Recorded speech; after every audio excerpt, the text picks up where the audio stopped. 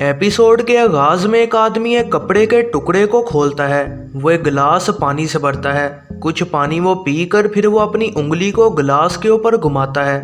फिर वो गिलास उल्टा करके उसे कपड़े में लपेटकर अपनी छड़ी से तोड़ देता है। वो ये गिलास के टुकड़े जूतों में डालकर वो जूता पहन लेता है और वो खाली घर में चलना शुरू कर देता है।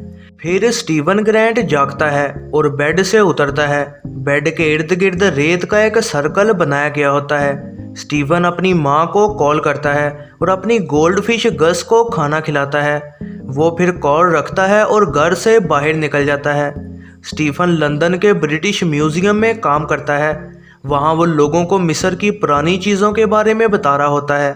तभी उसकी बॉस डोना उसे बुलाती है। बॉस उसे दुकान पर रहने का कहती है और फिर उसकी एक और साथी आती है और उसे डेट के लिए पूछती है। फिर स्टीफन डोना को बुलाता है कि वो इजिप्शियन हिस्ट्री के बारे में गलत इन्फॉर्मेशन दे रहे हैं, लेकिन डोना नहीं सुनती और स्टीफन की काफ़ी बेइज्जती करती है। वो स्टीफन को बाहर भेज देती है।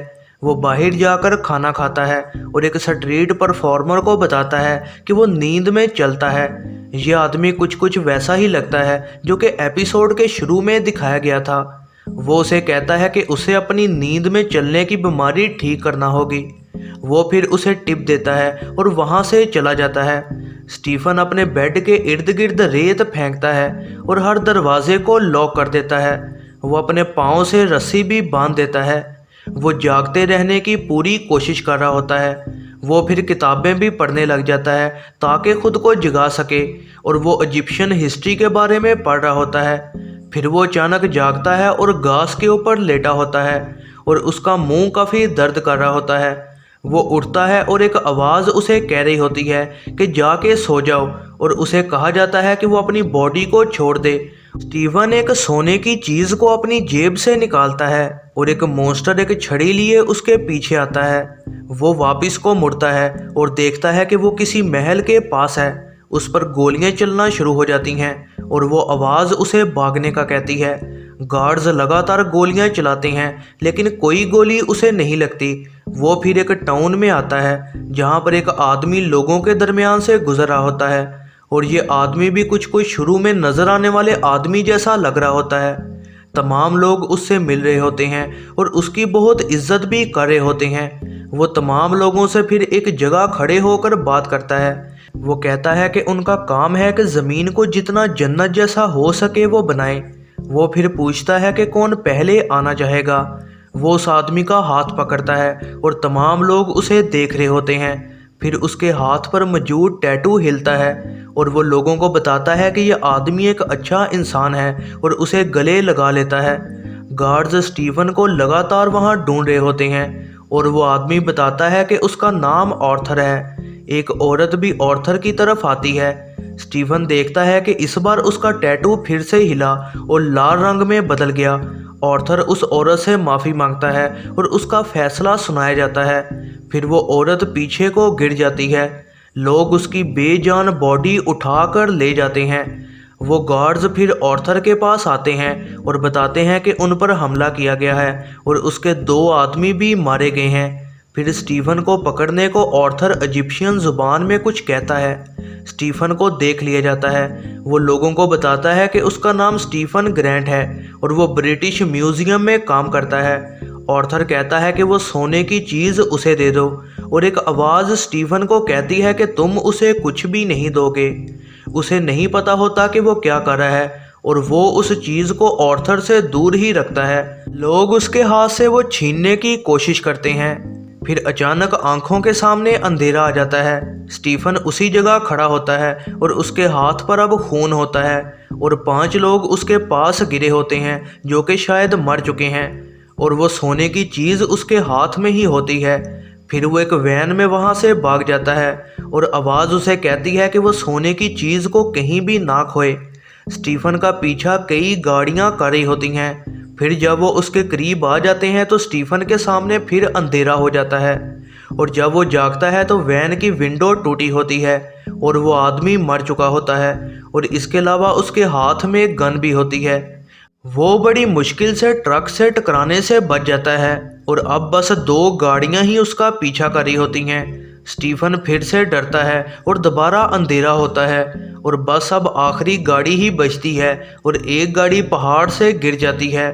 आवाज़ उसे डांटती है कि उसने गन को खो दिया और वो दो आदमी उसकी तरफ आ रहे होते हैं, लेकिन वो ट्रक जो ऊपर उल्टा था उससे लकड़ियां गिरती हैं और गार्ड्स मारे जाते हैं। स्टीफन जागता है और खुद को अपने बेड पर पाता है और उसे लगता है कि ये बस एक ख्वाब था। वो बेड से उतरता है और अपनी फिश को खाना खिलाता है और देखता है कि उसका एक हिस्सा बहुत जल्दी दोबारा उग चुका है। फिर वो पेट शॉप पर जाता है और वो औरत स्टीफन के अजीब बिहेवियर पर हैरान होती है। फिर वो टाइम देखता है और उसे एहसास होता है कि आज शाम को उसकी डेट थी। वो जल्दी से तैयार होता है और रेस्टोरेंट में उसका इंतज़ार करता है। जब वो नहीं आती तो स्टीफन उसे कॉल करता है और कहता है कि ये फ्राइडे है और आज उनकी डेट थी। वो कहती है कि आज फ्राइडे नहीं बल्कि संडे है। वो काफ़ी कंफ्यूज और परेशान होता है। फिर वो अपनी माँ को दोबारा वॉइस मेल भेजता है और वो डेट के बारे में कहानी बनाकर माँ को सुना देता है। वो अपार्टमेंट की लाइट्स ऑन ऑफ करता है और फिर वो चॉकलेट्स खाता है जो कि उसने अपनी डेट के लिए खरीदी थी। जब वो गिरी हुई चॉकलेट को उठाने लगता है तो उसे अपार्टमेंट में कुछ अजीब महसूस होता है। वो हर चीज़ को गौर से चेक करता है। उसे एक जगह पर कार की चाबी और मोबाइल मिलता है जिस पर लैला की तरफ से कई मिस कॉल्स होती हैं और एक मिस कॉल डचम की तरफ से भी होती है।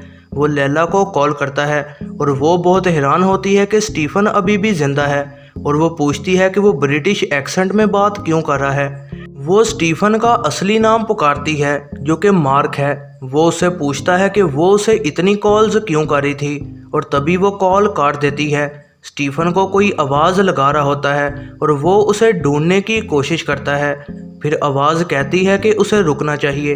अपार्टमेंट में लाइट्स जलने बुझने लग जाती हैं और स्टीफन डर कर एलिवेटर की तरफ भागता है। फिर दूसरे फ्लोर पर स्टीफन देखता है कि एक अजीब मॉन्स्टर उसकी तरफ आ रहा है और वो अचानक बस में चिल्लाते हुए जागता है। हर कोई स्टीफन को हैरान होते देख रहा होता है और वो अजीब मॉन्स्टर रोड की एक साइड पर खड़ा होता है। वो फिर बस में ऑर्थर को भी देखता है और उसे एहसास होता है कि वो सब कुछ सच था। वो फिर सिक्योरिटी गार्ड से मदद करने का कहता है, लेकिन तभी डोना आ जाती है। स्टीफन ऑर्थर को भी म्यूजियम में देखता है और वो जल्दी से डोना से दूर होता है। वो एक आदमी को फॉलो करता है और तभी ऑर्थर वहां आ जाता है। जब वो एक गार्ड से मदद को कहता है तो वो गार्ड अपना टैटू दिखाता है और अमित की तारीफ करता है। ऑर्थर फिर अमित की फिलॉसफी उसे बताता है। वो स्टीफन को बताता है कि अमित गॉड हमारी पूरी ज़िंदगी को जज करती है, यहाँ तक कि फ्यूचर को भी जो हम नहीं जानते। स्टीफन कहता है कि पुराने ज़माने की ये चीज़ें बुलाई जा चुकी हैं। ऑर्थर कहता है कि अमित को धोखा दिया गया था और उसे उसके साथी गॉड्स ने कैद कर दिया था और अगर वो अमित होती तो वो रोमन एम्पायर को गिरने ना देती। ऑर्थर स्टीफन को बताता है कि अमित को उसके अपने ही एक रूप ने धोखा दिया। ऑर्थर जानता है कि उसे कोई आवाज़ सुनाई देती है और वो उसे खुद को जज करवाने का कहता है।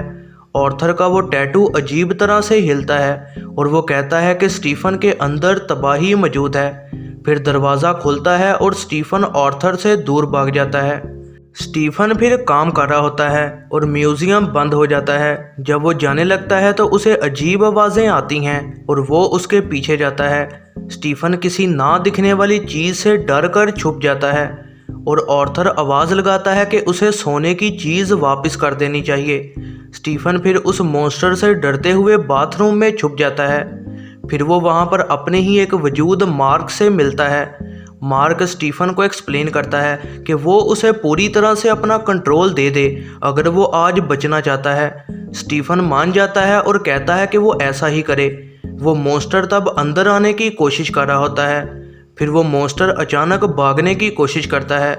उसे सफ़ेद लिबास पहने एक हीरो बुरी तरह से मुक्के मारता है और इस हीरो का नाम मून नाइट होता है। यह है जरनाब मूवीज़ रिव्यू और इसकी अगली एपिसोड देखने के लिए चैनल पर बने रहें, सब्सक्राइब करें और बेल नोटिफिकेशन को ऑन करना ना भूलिएगा।